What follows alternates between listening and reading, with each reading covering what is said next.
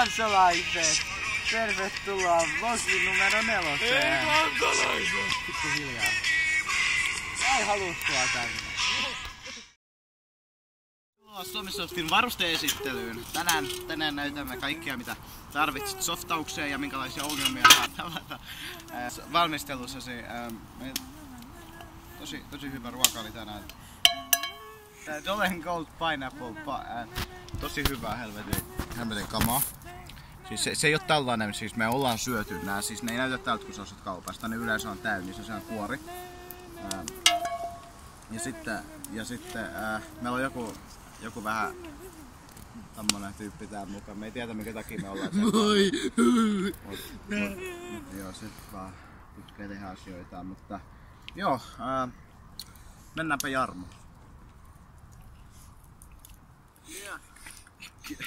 Pitää vaihtaa se kuva siihen, kun se valmistautuu. Ah. Pitääkö mun niinku alkaa mukaan?